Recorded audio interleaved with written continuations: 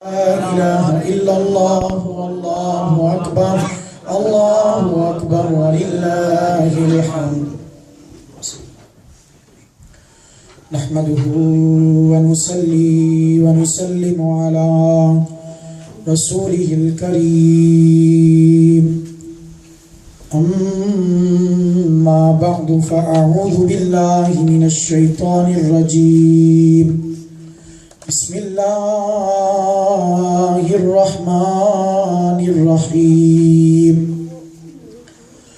قال الله تبارك وتعالى في القرآن المجيد والفرقان الحميد بلسان النبي الكريم الأمين القسيم الجسيم النعيم الرؤوف الرحيم.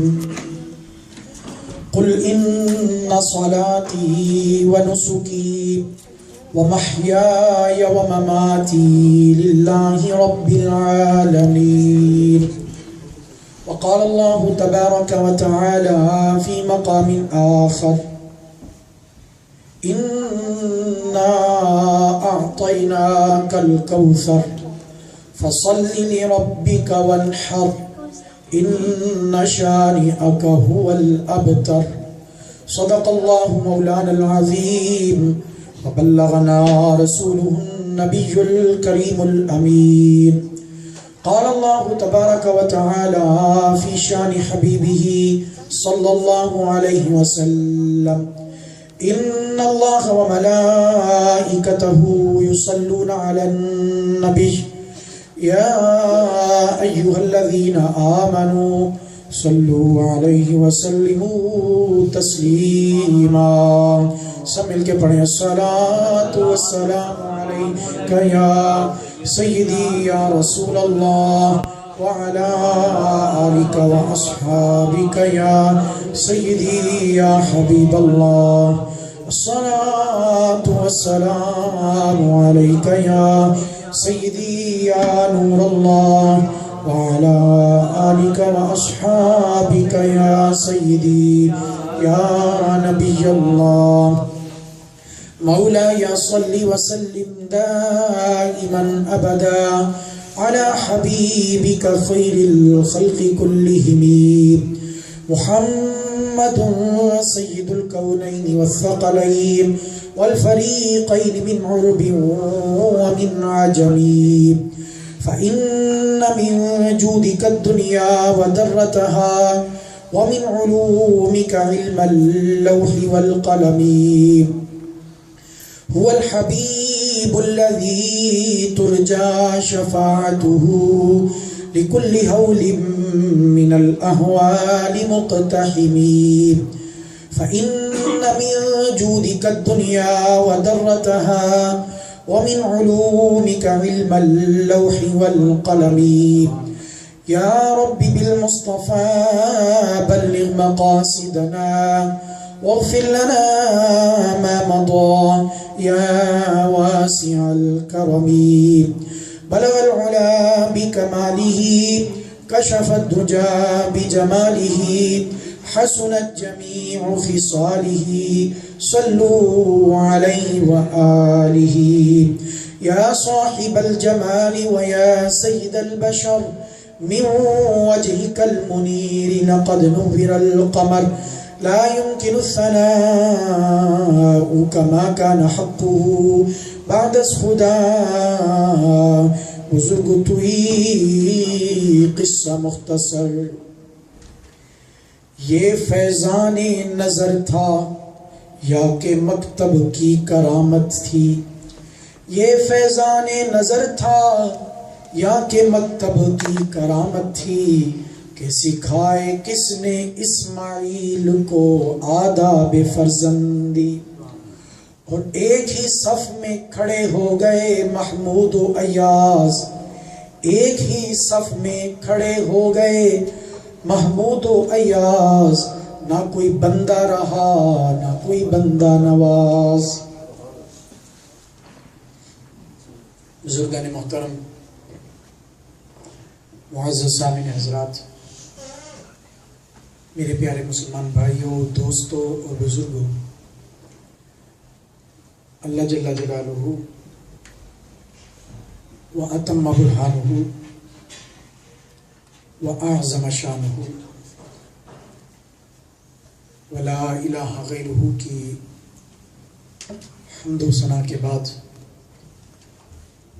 اور سید الرسل ختم الرسل مولائے کل علیم کل خبیر کل وارث کل شہید کل سلطان کل معلم کل رازدار رب العلا شب اسرا کے دولا کل کائنات کے ملجا و مأوا شافی روز جزا نبی آخر الزمان احمد مجتبی جناب حضرت محمد مصطفیٰ صلی اللہ علیہ وآلہ وسلم کی پاک بارگاہ میں ہدیہ درود و سلام عرض کرنے کے بعد اللہ تبارک و تعالیٰ کے فضل و کرم سے اور اس کی توفیق سے اور آقا علیہ الصلوۃ والسلام کی نگاہ کرم سے آج ہم سب نماز عید الاضحیٰ کی ادائیگی کے لیے اللہ کے پاک گھر میں حاضر ہیں۔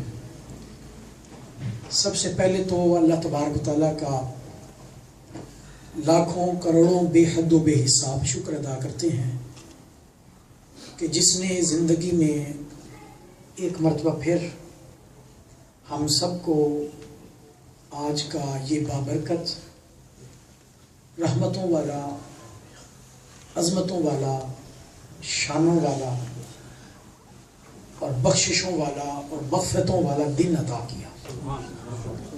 یقیناً وہ خوش نصیب لوگ ہیں جنہیں زندگی میں ایسے بابرکت دن بار بار نصیب ہوتے ہیں۔ ہمیں چاہیے کہ ہم ایسے دنوں کو غنیمت سمجھتے ہوئے ان برکتوں والے دنوں کی برکات کو حاصل کریں اور ان کی قدر کیا کریں۔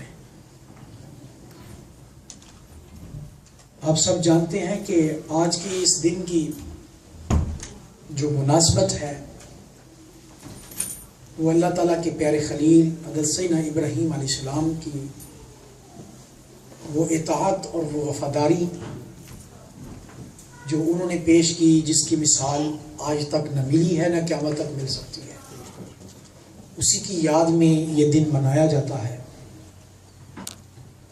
اور آج کے دن کی اتنی فضیلت ہے کہ قرآن مجید کے اندر اللہ تعالیٰ نے 10ویں ذو الحج کی جو صبح ہے فجر، اس کی قسم اٹھائی ہے۔ اسی نام سے باقاعدہ قرآن پاک کی ایک سورت بھی ہے، والفجر، فجر کہتے ہیں صبح کے وقت کو۔ تو اللہ تعالیٰ نے عید قربان، یہ جو آج کا دن ہے، اس کی صبح فجر کی اللہ تعالیٰ نے قسم اٹھائی ہے۔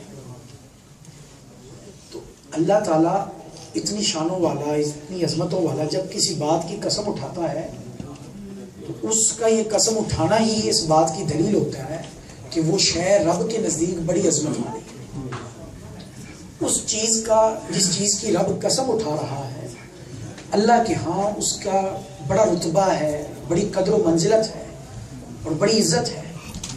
تو اللہ تعالیٰ نے عید قربان کی صبح کی قسم اٹھا کر دنیا والوں کے سامنے اس کی اہمیت کو اجاگر کر دیا، واضح کر دیا کہ اس دن کو اور اس دن کے آغاز کو معمولی نہ سمجھنا، یہ دن اللہ کے ہاں بڑی عظمت والا ہے، بڑی فضیلت اور بڑی شان والا ہے۔ اس دن اللہ کی جتنی زیادہ سے زیادہ بڑائیاں بیان کی جائیں اتنی کم ہے۔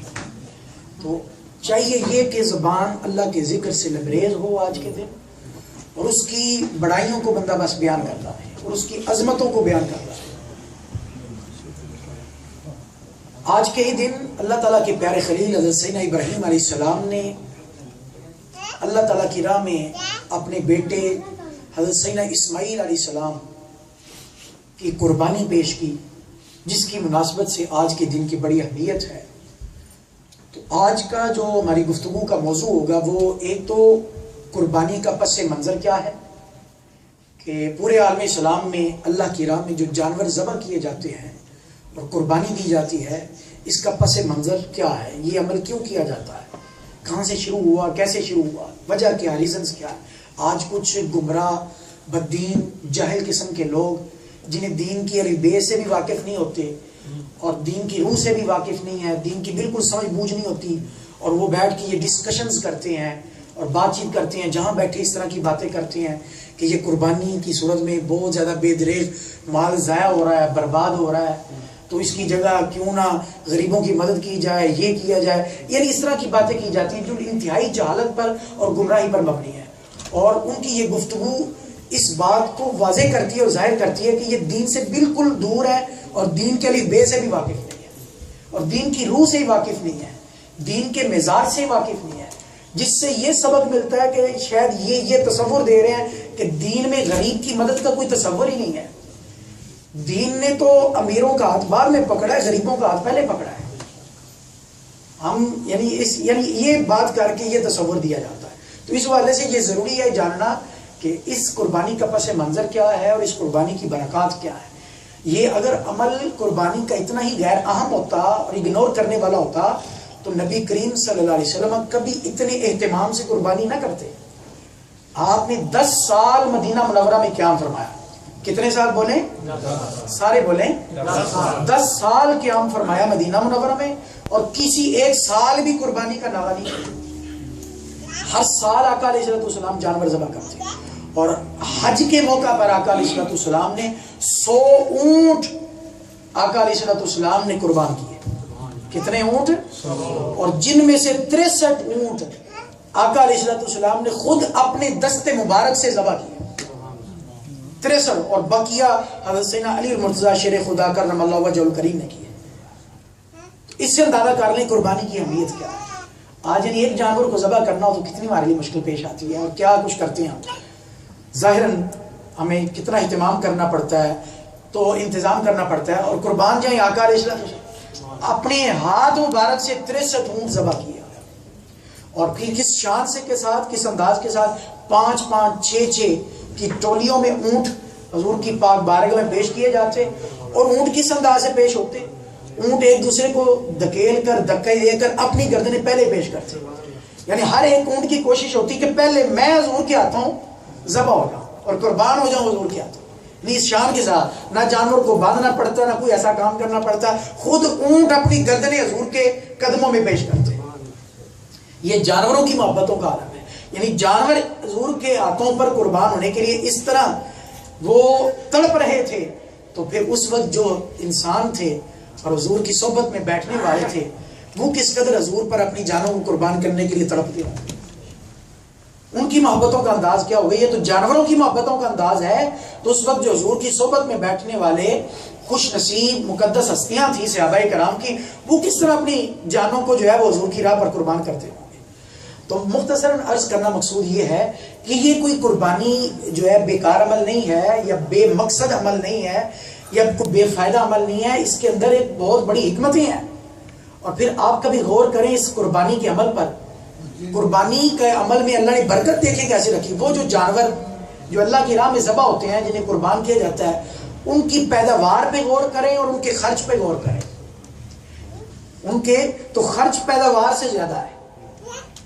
ان کا استعمال پوری دنیا میں دیکھیں جو جانور کھائے جاتے ہیں جن کا گوشت خاص کر مسلم کمیونٹی میں جو جانور حلال ہیں اور جن کا گوشت کھایا جاتا ہے چوپائے جو جانور ہیں تو ان کی پیداوار پہ غور کریں. سالانہ پیداوار کیا ہے اور ان کا خرچ کتنا ہے، استعمال کتنا، کس قدر کتنی کثیر مقدار کے ساتھ جانور ذبح ہوتے ہیں. پاکستان کی مثال لے لیں، آپ لاہور کی مثال لے لیں، ٹھیک ہے. منگل اور بدھ کو چھوڑ کے ایک ویک میں کتنے جانور ذبح ہوتے ہیں آپ اندازہ کریں. پورے لوگ ایک شہر کا اندازہ کریں اور پھر اس کے بعد اس اندازے کو بڑھا لیں. ایک مہینے میں کتنے جانور ذبح ہوتے ہیں، ایک سال میں پھر کتنے، پھر اسی طرح ایک شہر سے نکل کر پورے پاکستان کا اندازہ کرتے ہیں. اور پھر یہ ان 3 دنوں کے اندر قربانی کے جو 3 دن ہیں 10 ذوالحج 11ویں ذوالحج اور 12 ذوالحج، ان 3 دنوں میں کس قدر کثرت کے ساتھ جانور ذبح ہوتے ہیں. اس کے باوجود آپ دیہاتوں میں چلے جائیں آپ کو جانوروں کے ریوڑ نظر آتے ہیں اتنی کثرت کے ساتھ ذبح ہونے کے بعد. کیا وجہ کیا ہے؟ اصل میں وجہ یہ کہ یہ جو جانور اللہ کی راہ میں ذبح ہوتے ہیں اور جو چیز بھی اللہ کی راہ میں پیش کی جائے اس میں برکت پیدا ہوتی ہے. اس میں حالانکہ